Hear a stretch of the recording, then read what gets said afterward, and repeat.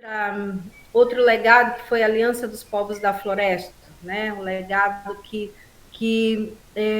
eu acho que tem foi um marco, tem uma importância tão grande, né? Pensar, por exemplo, que extrativistas e indígenas, seringueiros indígenas e ribeirinhos pudessem, né, pensar em se unir para resistir a todo o conjunto de ameaças que eles enfrentavam na época, porque eles vinham de uma relação difícil, né? Onde uma guerra foi travada pela disputa ali da borracha, né? Uma guerra impulsionada pelos seringalistas, por aqueles que se apropriaram, né? Que grilaram essas terras e viraram os donos.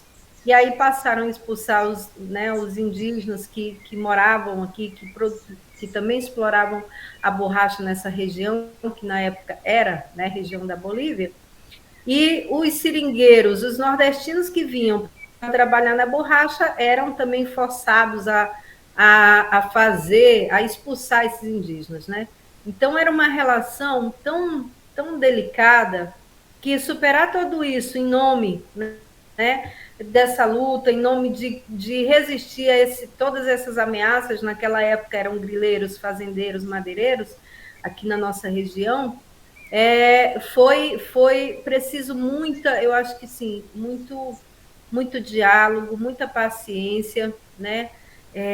E uma pitada ali de resiliência, né? Aliás, não uma pitada, cheia de resiliência, porque era uma situação de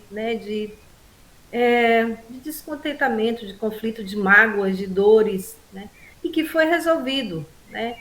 E que conseguiram resolver por conta dessa luta. E aí essa luta, essa aliança, ela se fortaleceu e ela passou a ser uma aliança que possibilitou não só resistir, mas também avançar, né, numa agenda política, né, de conquista de territórios, né, de territórios extrativistas, demarcação de terras indígenas. Então, ela durou até. Quem participou dela, por exemplo, o Júlio Barbosa, disse que ela durou até ali o início, até Eco 92, por exemplo, né? E foi uma aliança que consolidou essa relação entre eles. Muito embora depois ela tenha, em alguns lugares, ela não tenha continuado, mas a gente aqui no Alto Juruá, a gente ainda tem, né, uma aliança muito forte dos Axaninca com o povo da Alto Juruá. Em alguns lugares essa aliança permanece até hoje. E o Chico deixou uma carta aos jovens do futuro também, porque ele pensava muito na participação dos jovens, né, em tudo isso. Então a carta começa falando assim: atenção, jovens do futuro, 6 de setembro do ano de 2020, não, 2120, aniversário ao primeiro centenário de uma revolução socialista que deu, né, que trouxe uma nova sociedade aqui para nós. Então ele está falando da agora, ele está falando dessa geração de jovens que se levanta e que fazem, né, dão sequência a essa revolução que nasceu nas matas, que nasceu, né, a partir, né, da liderança dele lá atrás. Então ele está falando dessa revolução atual que essa juventude do futuro está fazendo agora, porque também se ninguém se mexer agora, a gente não tem futuro, né? Então ele tinha muita esperança e eu acho que, né, mais do que no que ele prova que de fato ele pensava certo quando ele falava que a juventude, essa juventude agora de 2000, né, e 20, 2018, 2019, 2021, que se levanta e cria esse grande movimento, né, feito também, né, liderado também pela Greta lá, mas liderado inclusive agora pela Chay Suruí, né, que foi a nossa representante na COP26 e nos representou maravilhosamente bem. Então, é a essa geração que ele chama para fazer essa revolução, né? E ele chamou e ele foi atendido, porque o que essa juventude tem feito ultimamente só nos orgulha, né? E a semana. E aí sim, mas aí, por conta dessa carta, a gente, desde 2020, do ano passado, Quando a carta completa seus 32 anos, a gente realizou o Festival Jovens do Futuro, que está lá nas nossas redes, né? E está também nas redes do Mídia Ninja, da Casa Ninja Amazônia, que foi nosso parceiro também que transmitiu. Então, a partir de 2020, a gente passa a realizar, no dia 6 de setembro, o Festival Jovens do Futuro. Né? Esse ano a gente fez a segunda edição, um pouco menor, mas a primeira edição contou com a participação da juventude de mais de 20 países, né? Falando aí de como suas ações têm transformado o mundo, né? E a intenção é transformar o festival também, assim, num calendário como é a Semana Chico Mendes, que já acontece há 33 anos, né? Eu vejo que quanta história e quanta coisa que a gente, em cima do que você falou agora, a gente tem que pensa em perguntar, né? A gente fica até se perguntando qual é o que é central perguntar depois dessa história toda que você está nos contando aqui e que é muito importante e é muito importante inclusive que todos saibam, né? Mas eu vou centrar aqui numa pergunta, o quanto de porque me parece que um dos elementos que é importante nessa história, inclusive, e pensando aí no Acre, né? Eu estive no Acre bastante vezes, né? Tive essa felicidade, inclusive tive aí na casa lá em Chapuri, onde Chico Mendes morou, né? E mas quanto de políticas públicas você foi implementada a partir dessa luta, tanto aí no Acre, quer dizer, o que aí a gente pode pensar, né? Quais as diferenças da luta daquele momento e da luta agora, né? E o quanto de política pública foi implementada em termos de legislação, de proteção, tanto no Acre quanto no Brasil, a partir dessa história, né, da luta do Chico Mendes e todos os povos da floresta. Eu lembro até que de uma frase aqui que eu coloquei aqui no nosso chat, o Chico Mendes falando, né? No começo pensei que estivesse lutando para salvar seringueiras. Depois pensei que estava lutando para salvar a floresta amazônica. Agora percebo que estou lutando para salvar pela humanidade, né? Estou lutando pela humanidade. Olha só, deixa eu Assim, só pegar uma carona, é bem rapidinho, que é uma junção do corpo do Chico Mendes.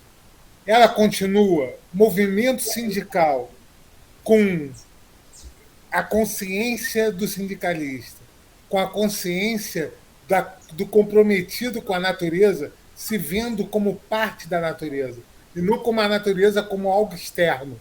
Né? Porque muita gente, quando fala da natureza, parece que está falando de algo que está fora. E eu não sou natural, não sou parte da natureza. O Chico Mendes trazia essas duas consciências. Eu sou natureza e eu sou sindicalista. Eu sou explorado e cultivo a vida. Essa consciência ainda aparece em todas as coisas? eu vou ser uma pessoa muito disciplinada, viu, Eduardo? eu, eu vou deixar, senão eu me perco aqui. E daí eu queria falar, porque o Álvaro já tinha me perguntado lá no começo sobre o Acre, né? E aí, sobre o Acre, e já dá para eu falar também sobre como que essas questões das políticas públicas elas se mostram hoje, né, e no passado também. O Acre hoje é um estado que não representa de forma alguma, né, aquilo que foi a luta do Chico e nem aquilo que o Eduardo, né, coloca agora, né, de um Estado autoritário, conservador também, com interesses ligados muito próximo, aliás, muito próximo, não, interesse, né, diretamente conectado ao agronegócio, que não considera, né, a vida, que não considera a natureza, né, como parte de um projeto para o Estado, né, um projeto de bem viver para o Estado ou para aquela população. Ao longo desses anos, até mesmo, né, quando o meu pai vivo, ele não conseguiu. Eu sempre digo que ele fez o filho, mas não viu o filho nascer. porque, ele, apesar de toda a luta dele, a primeira reserva extrativista nasceu em 90, apesar de que, em 87, né, o Cachoeira foi declarado reserva extrativista, aí sim, né, ele até tem uma, acho que é no filme do Adrian Cowell, Chico Mendes, Eu Quero Viver, que aparece ele, né, uma cena com ele lá no Cachoeira, né, participando da comemoração que eles estavam fazendo, porque conseguiram, através de muita luta, né, fazer com que o Cachoeira virasse uma reserva que mais tarde foi recategorizada para projeto de assentamento extrativista, né? Mas, por exemplo, a Resex Chico Mendes e todas as outras só começaram a ser criadas em 1990. Eu acho que esse foi, né, além de ser o legado, mas foi um modelo de política pública que foi e continua sendo referência, né, de política pública de direito ao território, né?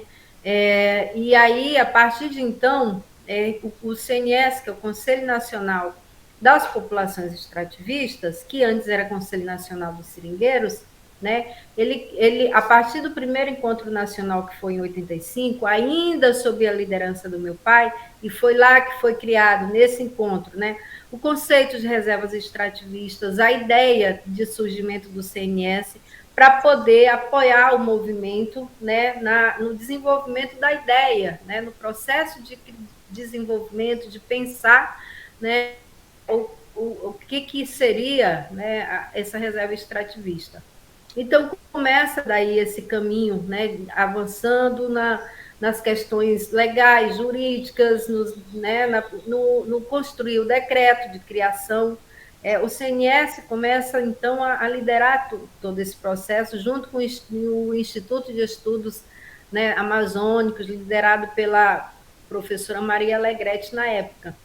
Então, em 88, quando o meu pai é assassinado, tudo isso está sendo, né, discutido, está sendo construído até em 90 ter o parecer favorável aí para a criação das primeiras resecs, né, que surge como uma política pública, né, de direito de território, né, para as populações tradicionais da floresta, né, para os extrativistas. E aí, com usufruto dessa população, mas, né, continua sendo de propriedade da União, né? E aí essas populações têm o direito né, de estar nesse território como sempre estiveram, né, usando seus recursos de forma sustentável. A partir daí, o CNS começa, então, a avançar, né, nas proposições de novas políticas públicas. Então, começaram a surgir as escolas dentro das reservas. Hoje, todas as reservas extrativistas, a maioria, não diria todas, né, estão com seus instrumentos de gestão consolidados, né, tem escolas, né, de ensino básico, ensino médio, e a valorização dos produtos extrativistas, né, tem aí a política, a PPGM-Bio, né, que é a política de preço mínimo para os produtos, aonde também entraram produtos do extrativismo. Então, aos poucos, as políticas públicas foram se abrindo para essa população. Logicamente que não foram se abrindo de forma, né, de forma espontânea.